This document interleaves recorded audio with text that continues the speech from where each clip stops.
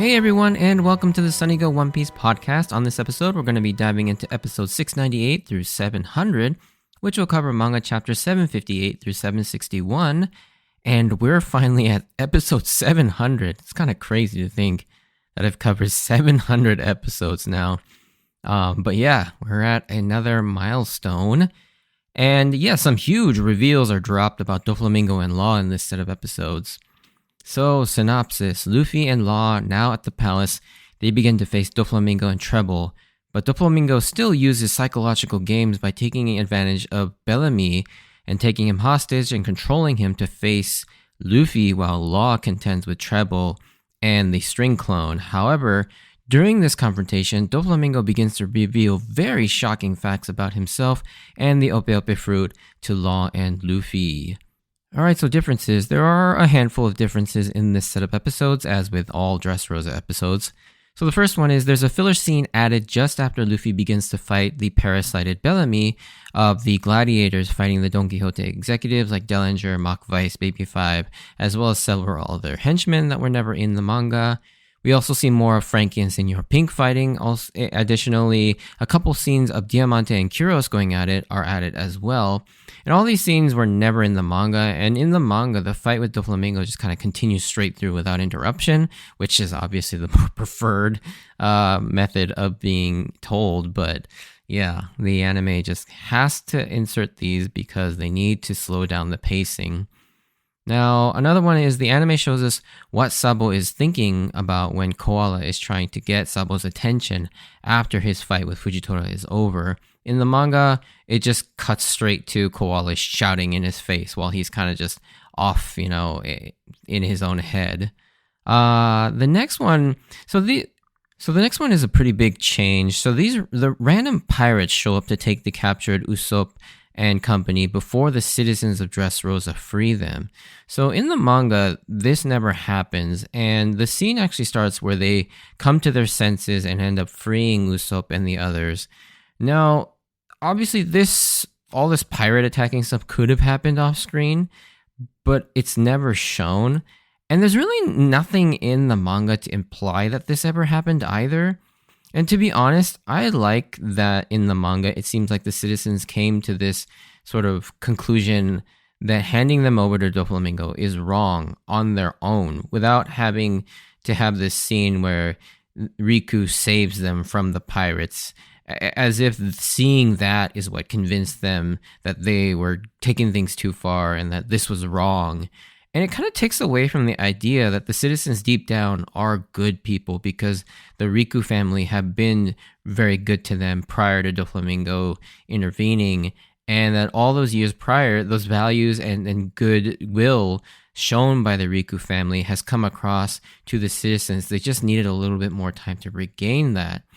And yeah, I mean, I can see the argument that if you follow the manga canon, it doesn't quite make sense why all of a sudden they changed their minds in that specific moment, other than to say that just coincidentally they came to their senses. So I think the anime was trying to possibly address that sort of jump in logic, but to me, I think it's perfectly acceptable that once they captured them all and had them all tied up, and seeing that, they all realized that what they were about to do, like for real, and I think it's at that moment it hits them for like real that they're about to basically hand these people over to Doflamingo, and that there is a non-zero chance that Doflamingo is going to kill these people, and that they realize that two terrible wrongs don't make a right, and that's why they come to their senses. So I don't think it's that big of a leap in logic to say that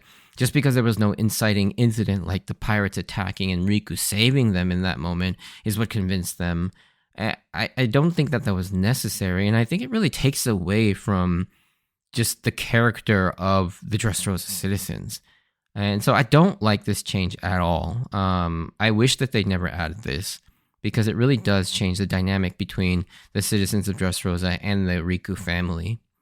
And then the last change is, after this moment, we see more filler scenes of Luffy and Law fighting Doflamingo and Trebol, as well as the controlled Bellamy. And it's hard to neatly say which specific moments are filler and which ones aren't, because in this fight, it's interwoven so closely. Like you'll have canon like few seconds, and then you'll have like a few more seconds of filler, and then canon, and then filler, and it's just like it's not neatly stitched together, unfortunately. And so this entire fight is a lot longer, but it's hard to say which specific scenes are filler and which ones are canon because they're all interwoven so closely. So yeah, that's it for all the differences. So let's get into the episodes themselves. So one thread that was unresolved that you kind of forgot about due to all the craziness of the last few episodes is that Bellamy went up to Doflamingo to get an explanation for why he had a hit order put on him. But sadly, Doflamingo crushed Bellamy's both in spirit and body as he's seen beaten to a pulp lying on the ground before them. And he was there in that epic shot at the end of the last episode, but I honestly overlook him in that shot every time, and I did it again. Unfortunately, I completely forgot that he was there, so that's why I didn't mention that Bellamy was lying there unconscious in the last podcast. But yeah, seeing him mercilessly taunted and belittled by Trebol and Doflamingo is tough to see, and you actually feel really bad for Bellamy and want to root for him now. Which is astounding what Oda has been able to do with this character when you look back at Jaya and how you felt about this character back then. He was one of the most hated characters at the time, at least for me. It's just a despicable human being, although in retrospect, Bellamy was nothing compared to the actual scum of the rest of the series, that they would come to be known for. But at the time, we all collectively hated Bellamy with everything we had, and it felt so satisfying to see Luffy beat the snot out of him with one punch and humiliating him in the process. And we went from that to a misguided underdog that we all wanted nothing more to see Luffy help and get him back on the right path, and we now wanted to root for him to be free of Doflamingo and to be able to be himself and a good person. Although Doflamingo insists that Bellamy is nothing more than a cheap thug and that he can never change sort of that nature in him, and we and Luffy already know that that's not the case. Bellamy has changed for the better already, whether Doflamingo wants to admit it or not. And since his fight with Luffy, he has changed considerably for the better. Of course, he's not perfect. I mean, despite knowing what kind of pirate Doflamingo is, he still wants to follow that kind of man, but at least he has more respect for people in general now. And yeah, he's definitely still got rough edges and can be kind of a dick at times, but he's not evil. And that's the main thing. He's not evil. And that's real though, like people don't change on a dime and flip 180 instantly. It's a gradual change, generally speaking. It's the small steps towards a better you that will eventually get you there, not one giant leap.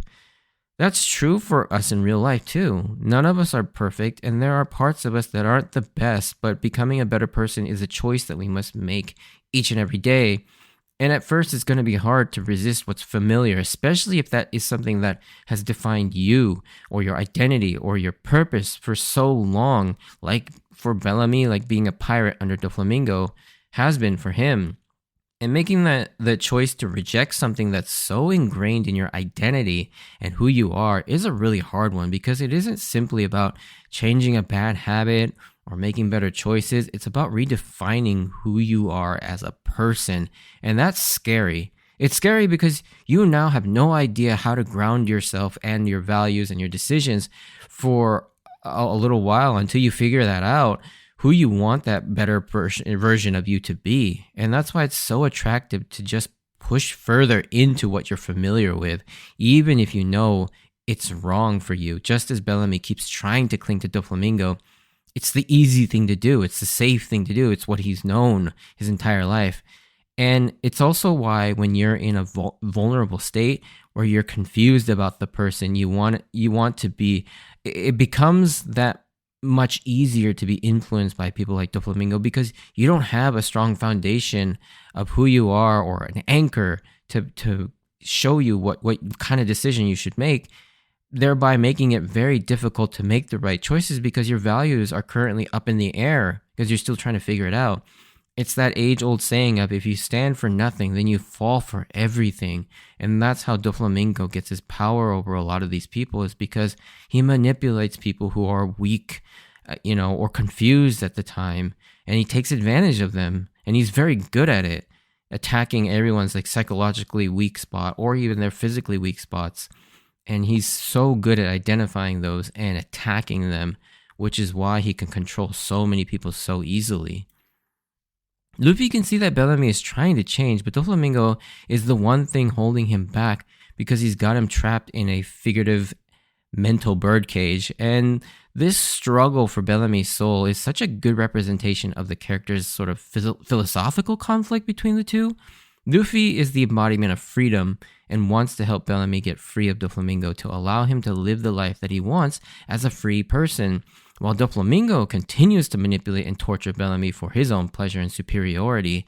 And I'm actually always amazed whenever I reread or rewatch One Piece, like how good Oda set up and tied Bellamy's character to Dressrosa after that tiny little setup way back in Jaya in episode 207, nearly 500 episodes or a decade earlier. And it's just astonishing when you really think about it.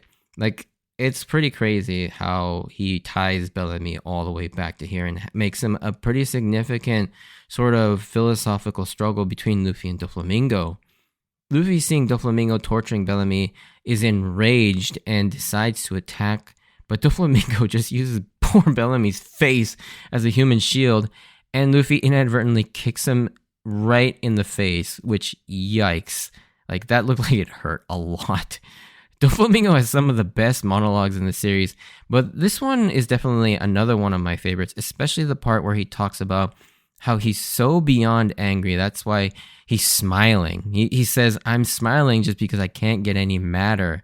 And that's a great way of showing us just how infuriated he is that his plans are going haywire due to Law and Luffy's intervention. And here we get more teases of Law's past with Coruscant, but before that, Doflamingo begins his offensive by generating another string clone, which we learn the name of this move for the first time, as he calls it the Black Knight. The name serves as two references, as a Black Knight is usually a villainous character that has no real identity, which fits very well with the fact that the clone isn't the real Doflamingo and it's just kind of a mindless slave that serves him. The other is that, like many of Doflamingo's move names, it has a reference to the word ito, or string, hidden in it. And in this case, the word knight, when said in Japanese, it has that Japanese accent, so it's said naito.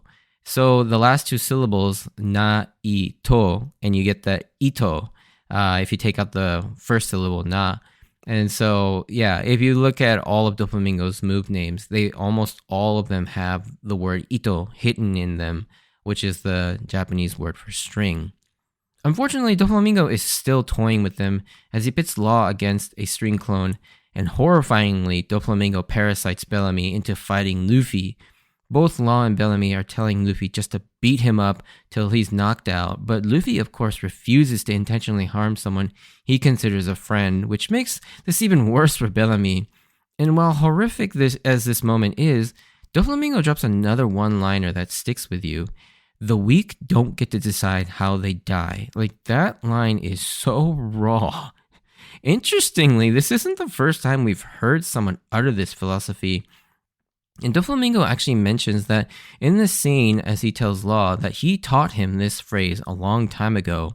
And this is actually what Law says to Tashigi before he defeats her in their first matchup towards the beginning of the Punk Hazard arc. After she recklessly charges in after a few of the G5 soldiers are taken out by Law, and because she's left alive due to Law's amputate ability, she demands that he finish her. And Law, of course, refuses and says that same exact line. What's very ironic and interesting is that Law uses the same philosophy as someone he despises, but in that earlier example back on Punk Hazard, he used it kind of as an excuse to show mercy, as he didn't want to kill her. Because we know Law, by now, is not a villain, he's not evil, he's not really a killer. Like, he's willing to kill, but he doesn't like doing it. And in that moment, yeah, he didn't want to kill Tashigi, but he also needed to keep up his appearance as a villain. both for our sake as the reader to be surprised later, but also to keep up appearances with Caesar and Virgo, as well as Monet. And so, yeah, looking back at all of this in hindsight, knowing the whole story of Law, that moment where he tells Tashigi, he's using this almost as not so much an insult, but more as a cautionary message, as if he's experienced what this truly means at the hands of someone like Doflamingo, who wouldn't hesitate to give someone the most demeaning and humiliating end. Kind of looking back at Tashigi too for a second, I'm going to take a kind of a long tangent, because I kind of glossed over this in Punk Hazard, is sort of how Tashigi has kind of been the poster child for this philosophy. The entire series, unfortunately, it's been like this. But it's also her entire character arc, too, that she's kind of working through. Throughout the series, we've seen Tashigi experience defeat after defeat, but her opponents have always never finished her off. And from her point of view, they've essentially not taken her seriously as a soldier or a swordsman or a fighter. We saw her lose at the hands of Zoro in Logtown, and he couldn't take her seriously enough to kill her. And then again in Arabasta, Robin beat her, but refused to finish her off there too, because we know Zoro and Robin are both good people. They don't want to kill unless they have to. And then in Punk Hazard, she experiences 2 losses that resulted in her being taken easy on, although one of them, Zoro intervened, again sparing her against Monet and the aforementioned encounter with Law. In every situation, she was unable to do anything nor get an honorable death in combat due to all of these people not taking her seriously, quote unquote, to the point where at the end of Arabasta, she is in tears at her frustration at being unable to do anything because she didn't have the strength to uphold her own justice or to decide how she dies. She was too weak to do anything, even be granted an honorable death, to which Smoker responds by telling her to become stronger so that she can eventually carry out her sense of justice. Now, I want to make it clear though, I'm not trying to make it sound like Tashigi is looking to die, kind of like an honorable samurai, because obviously Tashigi doesn't really have that. It's more so comes from the perspective that Tashigi feels like she's never taken seriously because she is too weak, or because she's a woman. And ironically, or I guess not ironically, but interestingly, the person that she resembles the most to Zoro, Kuina, this is exactly what Kuina was worried would happen as a female swordsman.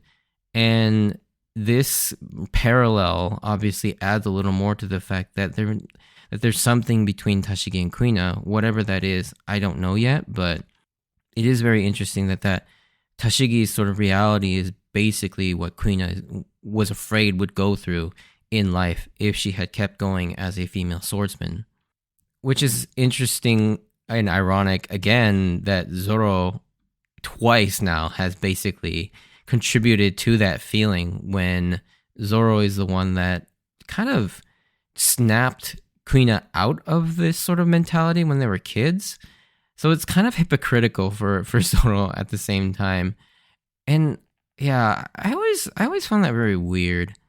And I hope Oda addresses that at some point, because it does seem very odd that Zoro always kind of is really hypocritical when it comes to Tashigi and just women in general, despite what he says to Kuina when they were kids. And I always see people often criticize Tashigi's character as being poorly written or boring because she never wins a fight. But I think the opposite. I think Tashigi's strength comes from her kindness, compassion, and incredible sense of justice. By having her experience all of this throughout the series, I think it will make sense when she does become strong enough to uphold her sense of justice. It will never be lost on her what it's like to be a normal citizen that is weak, that does not have power, and is marginalized. And she will always look out for those people, something that the current Marines in general lack completely. Right now, the way the One Piece world currently operates, the Marines and Doflamingo are correct in that might makes right. Only the strongest get to choose. But I think with people like Tashigi and Kobe one day leading the Marines, or whatever peacekeeping force that comes out of that final conflict, this will finally change, where they will prioritize helping those people who are too weak to decide how they die, in a sense. That they will look out for them and give them the chance to live a dignified life. And I think that's why Tashigi and Kobe are being set up to be who they are, as well as several other characters that we meet along the way that we've already met or that we have yet to meet so far in the series. Anyways, with that long tangent done, let's talk about the epic scene that follows, because after Luffy, unable to hold his rage at the treatment that Doflamingo has subjected Bellamy to, he initiates an attack, but for some reason, it's on Law, making it look like they're fighting amongst themselves now. Although most of us, even Doflamingo, quickly figures out what was happening. The only one that was still confused was Trebol. Law being angry makes it look like they're having a falling out, but he's actually just pissed at Luffy for forcing them to use this trick so early on. But Luffy charges Law with a Gomu Gomu no Red Hawk, and at the last second, he shambles and swaps himself with the real Doflamingo, allowing Luffy to land a devastating Red Hawk into Doflamingo's gut. And whew, that looked so good. And at the same time, it allows Law to sneak up on Trebol and hit him with a radio knife, a new technique that seemingly works like amputate, but Law somehow charges the sword with electricity and slashes, which seemingly prevents even users with the ability that would normally allow them to reconstruct themselves, like Logia users, from doing so for a prolonged period of time, several minutes according to Law. A radio knife is an actual real thing. It's a knife device used in medical surgery, which uses high-frequency electrical arc currents to cut tissue while also sterilizing the cut and seals the blood vessels, which is where sort of the concept of the victim of Law's radio knife being unable to put themselves back together so quickly, because the wound, as it were, has temporarily been sealed, and so they can't actually put it back together. So yeah, I like that. That's very creative. Luffy's hit on Doflamingo, despite what it looked like, well, it isn't as damaging as you'd like it, is still incredibly satisfying, as you finally can wipe that condescending, smug smile off of his face for a little bit and make him eat one. Even just that on someone like Doflamingo is an oh so sweet moment. Like I said, while Oda kind of lacked in creating that similar hate for Diamante, he's had plenty of time to do that for Doflamingo, and this moment is so sweet, just seeing him take one to the gut like that. And this also sees Oda use sort of his normal progression on using one of his main finisher moves from the recent past arc and not have it be as effective on the current villain, to show that Luffy is going to have to pull something new out of his bag of tricks. So in this situation, the Red Hawk was used to finish up Hody, but now Doflamingo is able to somewhat shake it off, just showing just how much more powerful and threatening Doflamingo is compared to someone like Hody. And this is something Oda has used quite often to quickly convey the new stakes of this villain by using the finishing move of a previous villain and saying that, oh, okay, this is the finisher doesn't work anymore. And so he's done this quite a few times throughout the series to kind of shorthand, visually show us that, oh yeah, this guy is a new level of threat. Unfortunately, just when things were really getting good with Doflamingo and Luffy, it immediately cuts away from this fight just when things are starting to get rolling, which is incredibly frustrating. And this isn't just an anime thing. This also happens in the manga to show us what is happening with Sabo, as he gets scolded by Koala for going off on his own to help Luffy while jeopardizing the Revolutionary Army's main mission. But the interesting part is the flashback to the conclusion of the Fujitora and Sabo duel, as it seems like they just kind of ended it in a draw, with Fujitora basically telling Sabo what his intent really is. And Fujitora is such an interesting guy. He's actively working against the Marines and the world government's interests from the inside, while making it look like he's still fulfilling his duties as a Marine Admiral. Sabo even tells him that if anyone ever found out what he is attempting to do on Dressrosa, he'd be in big trouble. But Fujitora just essentially playfully plays stupid and says, I don't know what you're talking about. I was just stopped by you. And he just says that he's a lucky guy. I mean, I love Fujitora so much because he's probably one of the most unique Marines while also still being a seemingly good person who is actively working against the world government despite his high position within it. Meanwhile, the Dressrosa citizens manage to make it up to Usopp and everyone, but instead of taking them prisoner, they decide to release them in a really powerful scene where the people of Dressrosa realize that they're being played with by Doflamingo yet again. So instead, they break down pleading to their former king, Enriku, to help guide them on what they should do next. And in a really cool moment, Riku then, in a decision that even surprised himself, asks everyone to wait a little longer, to give Luffy a chance. And again, Luffy has an amazing ability to win people over, and it's really great to see when people like Riku really start to believe in Luffy. In an even bigger surprise and shocking twist, Fujitora is now sitting right there with everyone while promising that he won't let Dressrosa get caught up in another war. The gambling man that he is, he decides to also bet on Luffy too. And for me, when I first read this, it kind of cemented to me that Fujitora was actually rooting for Luffy. There was no malicious intent for him to want to actually stop or get in the way of Luffy. Even more so than like Smoker, who he lets Luffy do his own thing, but he kind of does it begrudgingly. Like, our Smoker still wants to capture Luffy, but he ultimately knows Luffy is doing good usually. And he just kind of lets him do his thing and begrudgingly has to let Luffy do what he does. But Fujitora, I get this almost like warmth and goodwill from him. It's like the opposite, where instead Fujitora does his marine duties begrudgingly and actively roots for whatever is the most honorable and the most good-willed outcome. And in this case, it's supporting Luffy, or at least not getting in his way.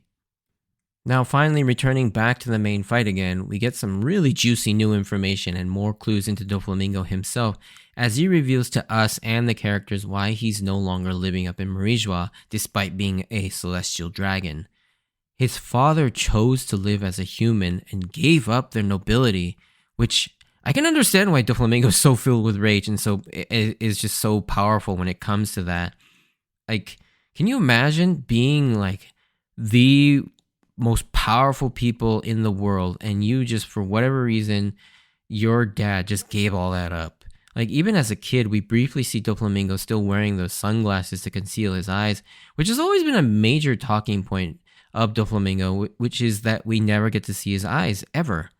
And probably if we ever were to see them, they would be unsettling as hell, because Doflamingo, despite his cold and calculated nature, deep down, this is one deranged, psychotic man.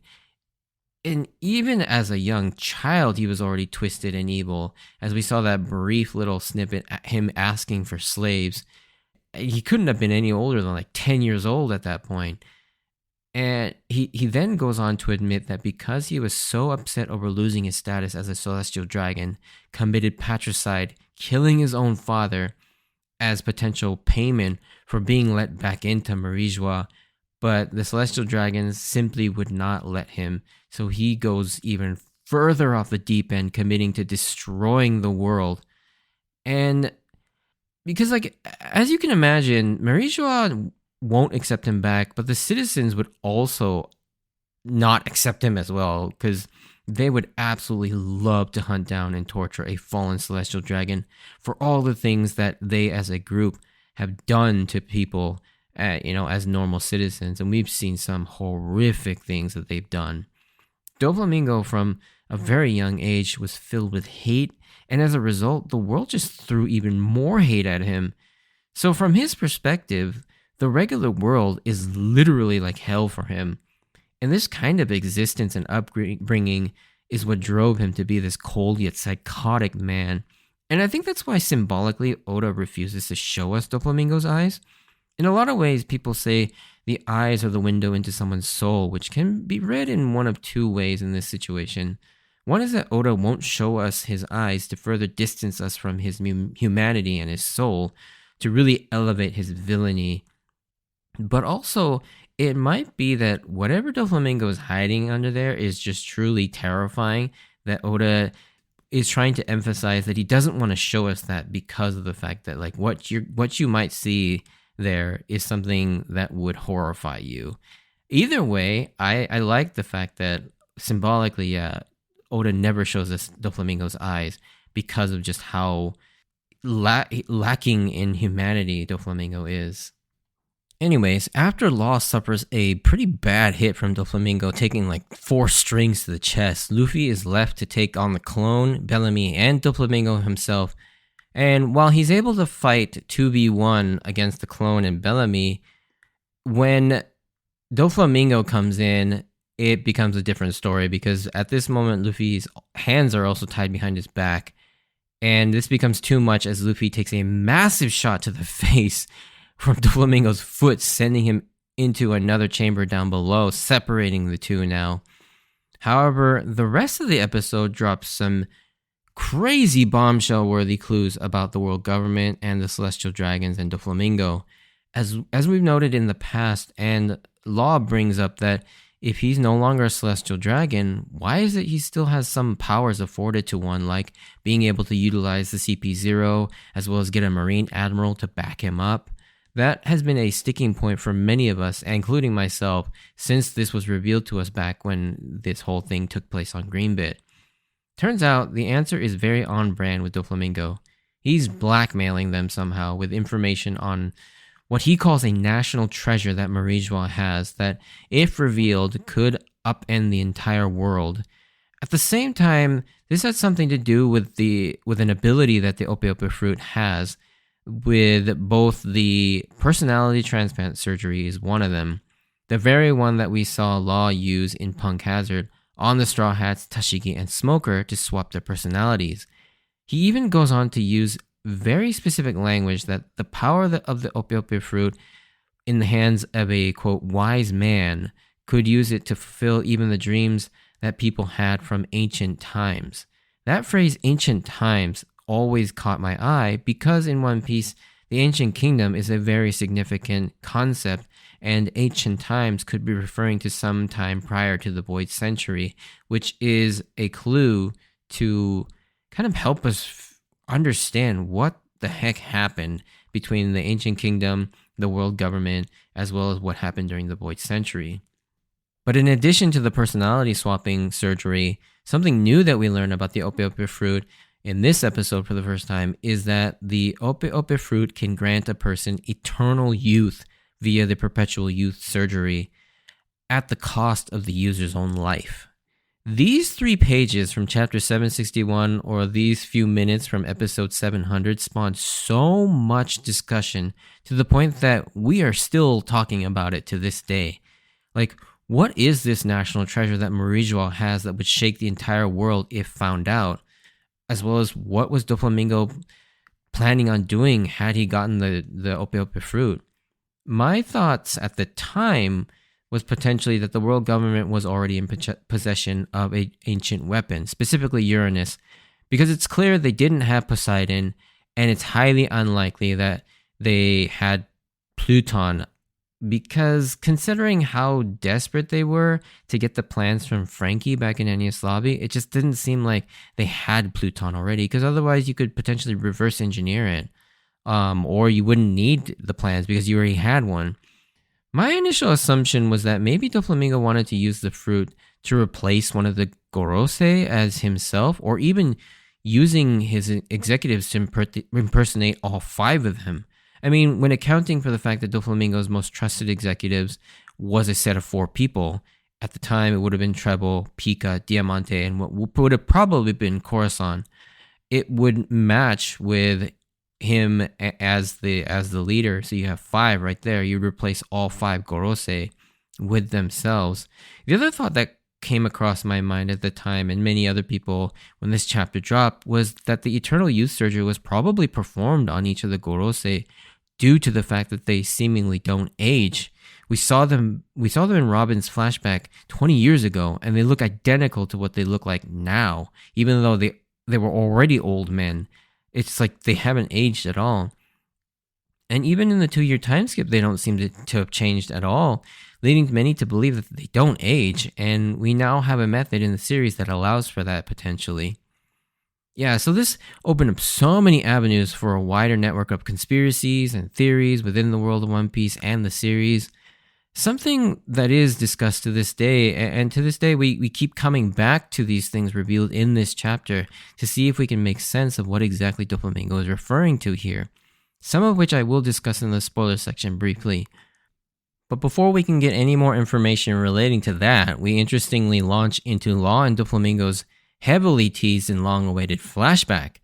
Beginning 16 years ago in a small North Blue port town called Spider Miles, which I always felt like was a reference to Miles Morales' Spider-Man, but I don't think that's ever been confirmed anywhere. I just like to think it is. Law originally sought out to join Doflamingo, much like Bellamy, but his reason was that he wasn't really afraid of anything since he was dying of some disease and had a little over 3 years to live, and very similar ambitions to present-day Doflamingo to basically use the time that he had left to cause as much destruction and kill as many people as possible in that time. And already we can see why Doflamingo originally took such an interest in Law. He was essentially a child very similar to him that was filled to the brim with hate and just wanted to see other people suffer. And this is where we finally get to meet the often mentioned Corazon for the first time, and who we know as Doflamingo's blood brother, but due to some sort of childhood trauma, he's gone mute. And that trauma we can probably surmise has something to do with Doflamingo murdering their father or some kind of torture they endured at the hands of people for the fact that they're both fallen celestial dragons. He also seems to hate kids and violently abuses them, as we see him strike Baby Five for laughing at him when he trips, and upon meeting Law, he just grabs him and throws him out the window, like 50 feet, like in the air. For such a dark character, in classic Oda fashion, he does have a humorous quirk about him, and that's his absurdly over-the-top clumsiness, as this set of episodes ends with Corazon trying to badassly light a cigarette, but then he calmly sets himself on fire because his feather boa catches fire, and he's just ablaze. It's a pretty funny scene if Corazon wasn't such a horrific person.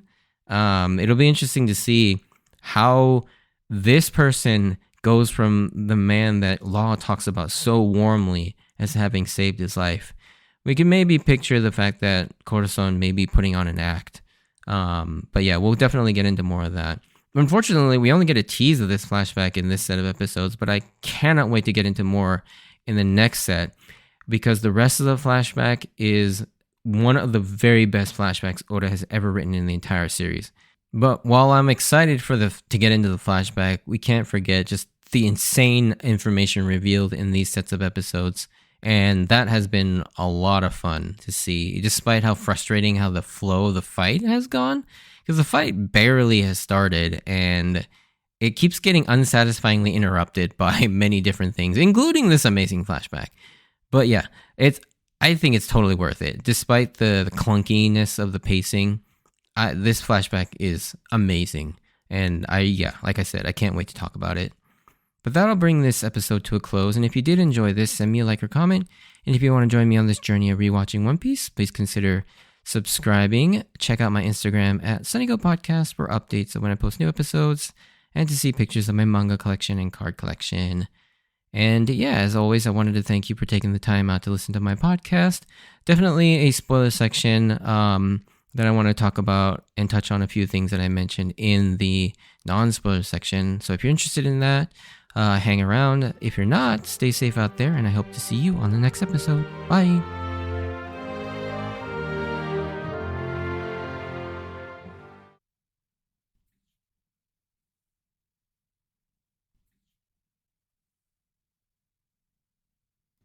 All right, so spoiler section. Like always, these are more just non-scripted ramblings on my part.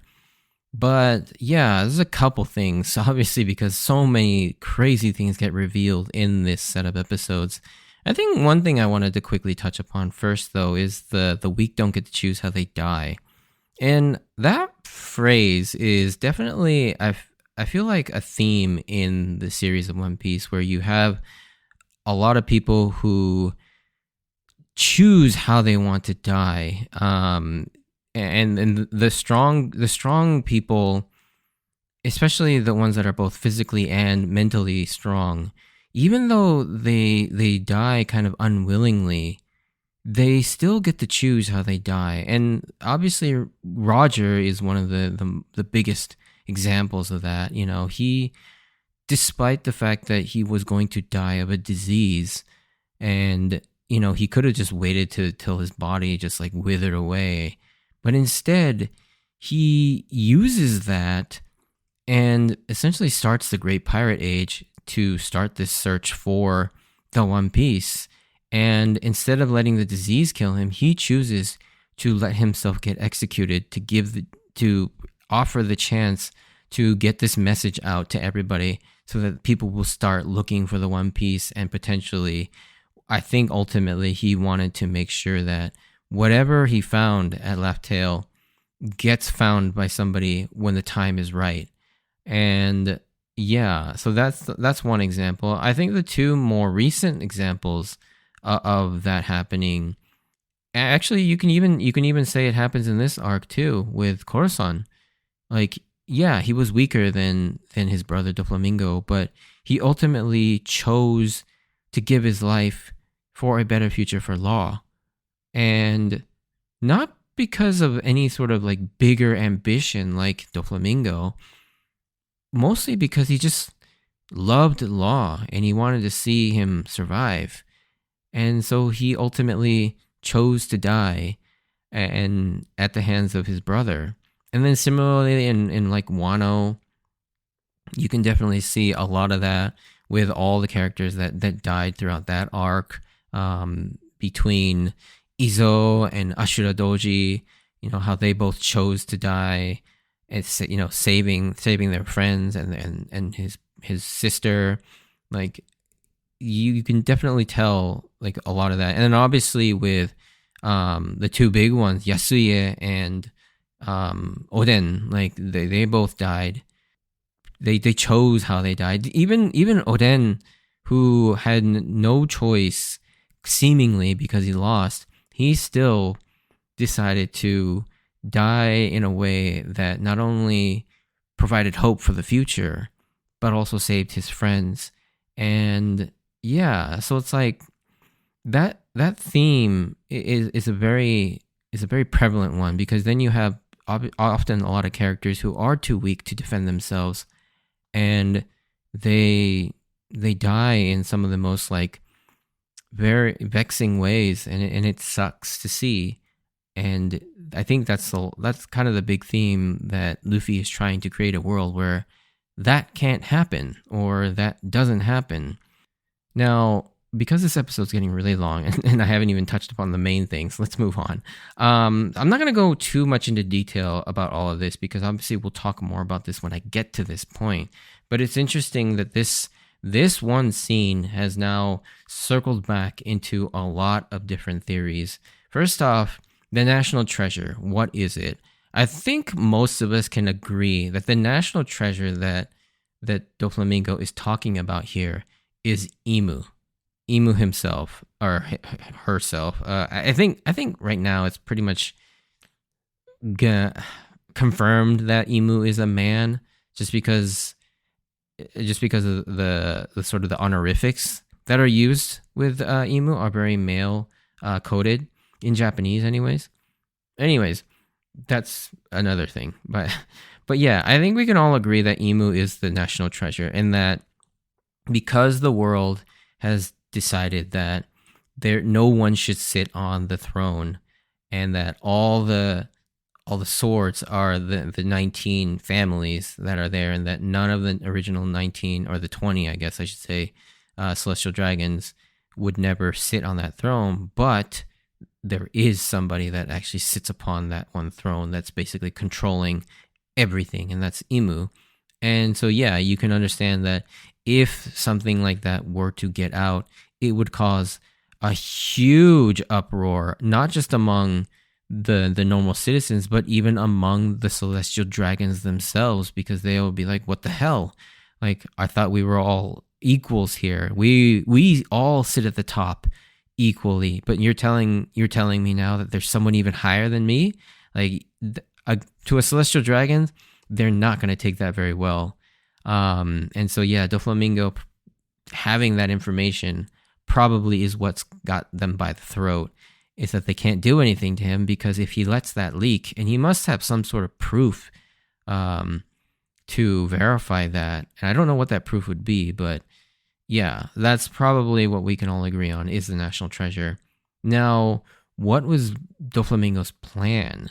I think what we can now surmise what his plan was is that he wanted to use the Ope Ope fruit to not take over the Gorose, but to actually swap places with Imu, I think, was his plan.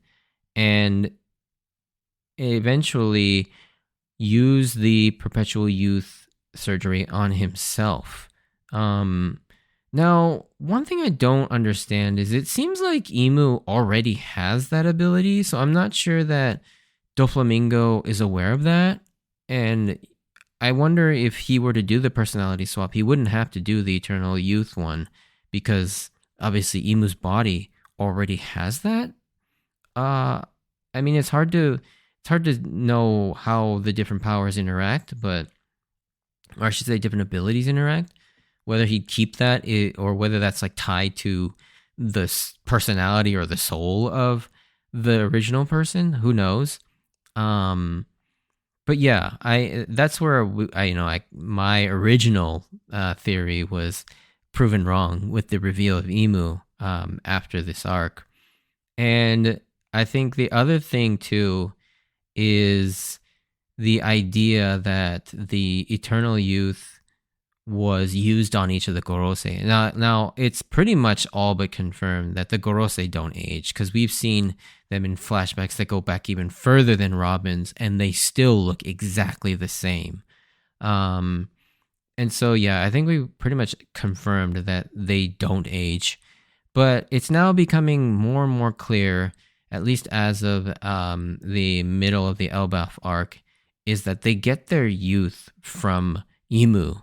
Imu has some sort of an ability to grant the Gorose powers, and even it seems like that Imu can even grant the God Knights or the Holy Knights powers as well. So it's pretty much, I don't know if it's confirmed really, but I think it's heavily implied that Imu is the one granting them the perpetual youth, not the Ope Ope fruit. But I think Imu was originally given that eternal youth surgery.